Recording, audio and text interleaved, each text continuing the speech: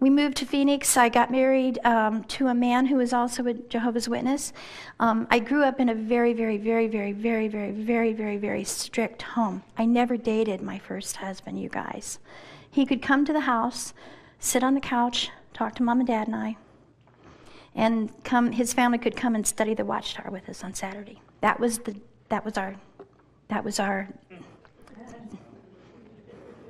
it. So basically, I married a man I didn't know very well, and we were married for 8 years, and he turned out to be quite abusive in certain ways. When I went to the elders to tell them about this and to try to get some help, they said, he can do whatever he wants to you. He's your husband.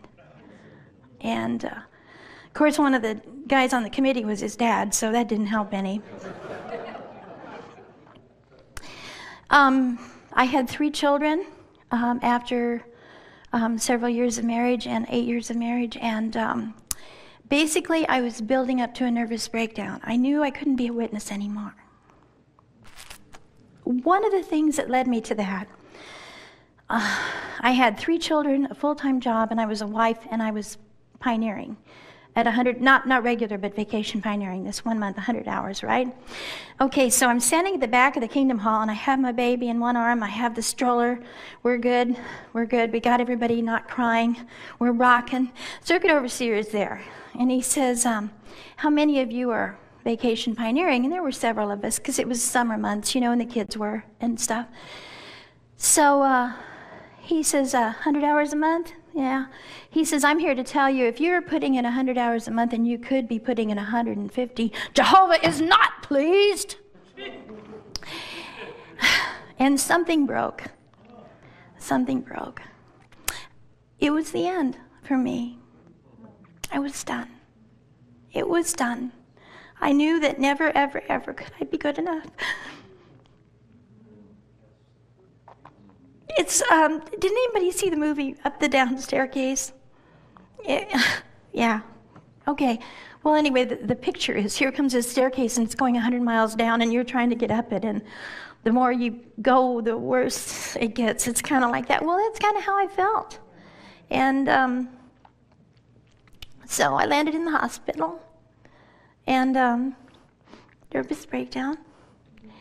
And while I was recovering from that, my husband divorced me, took custody of my girls. And it's still tough to talk about. Lord help, okay. All right. I knew I couldn't be a witness, but I was afraid to be anything else. And I don't know if any of you have had nervous breakdowns, but you're very tired a lot. Yeah. So I would come in from work and fall down on the couch and fall asleep and wake up just in time to get showered and change and go to work again.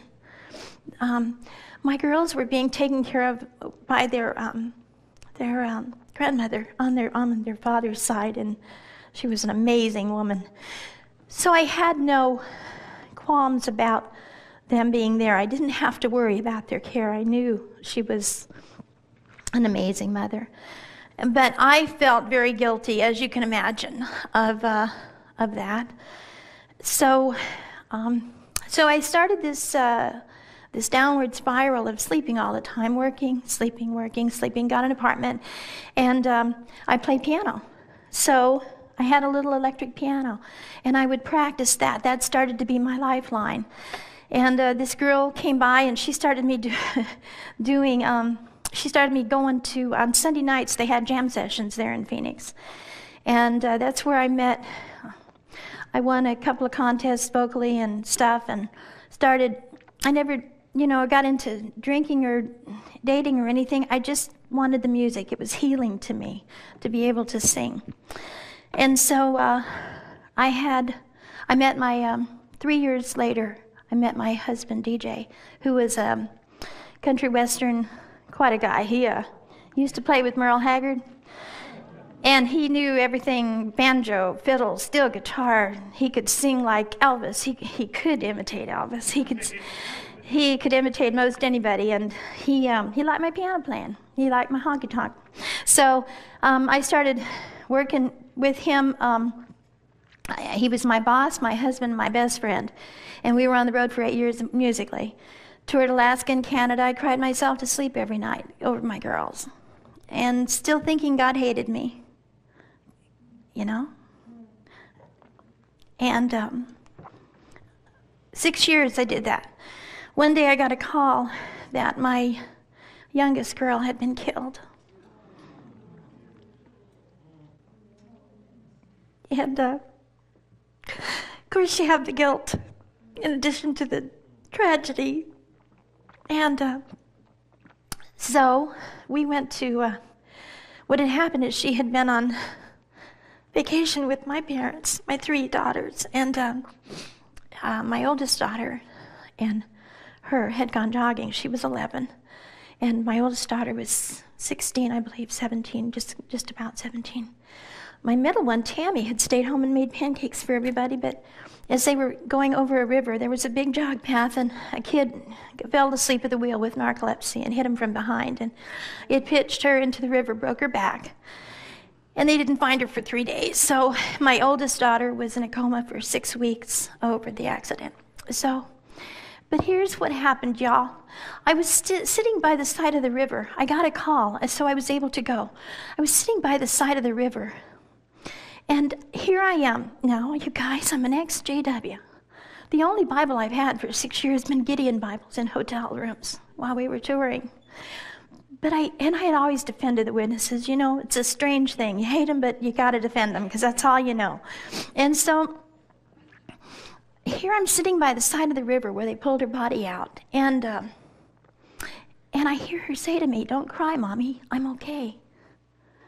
And it was inside, but it was just like I'm talking to you now. It was clearly her voice.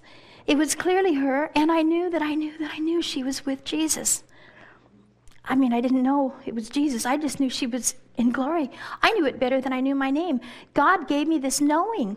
Now you got to realize I didn't believe in eternal soul. I didn't believe in it. I thought, this is it. That's all I'd learned. But here, I hear from, "Don't cry, Mommy, I'm okay." And it was her. And so we went home after the funeral. Oh, by the way, at the funeral, none of the people I had grown up with there would speak to me. But my middle daughter, Tammy, she came and sat, and she said, "I don't care what you guys think, she's my mommy." And she came and sat with me. Yeah. So I went back to, and when we were in the hospital, this little girl, little Pentecostal girl, she had shorts on and this beautiful blonde hair, and she was in the elevator, and she said, "Can I pray for you?" And she hugged me, and she said, "Lord, just put your arms around her and hug her and let her know you love her." And you know, I got more love out of that strange gal, she was a stranger, than I did from all these people that were supposed to be my family. Oh, and another thing that's kind of funny, when I was there when my oldest daughter woke up from the coma, and God gave me some time with her. And she wouldn't speak to me normally, but she did when she came out of the coma because she recognized me. And her stepmother had a real fit. And I went out of the room, and my dad says, "Now, honey, you need to be a Christian." Said that to me. And I says, wait a minute. Something's wrong here. You've just told me you can't talk to me because I'm not a Christian. I'm an apostate. And she is, and I'm the one that's got to be a Christian? What's wrong with this picture? But it was just another illogical something that didn't fit. We went back to Stockton, California, and I was sitting up we had a second-story apartment, and I remember saying to God, "I know you don't love me, God, but I need you." And that room filled up with the love of God, so thick you could have cut it with a knife. And I felt him hug me. And I said, "Oh, Lord, I just need you." I said, "You are there. You are there. You are there." And I knew he loved me. And I said, "Father, I just need you to lead me to a group of people that love you enough to love each other."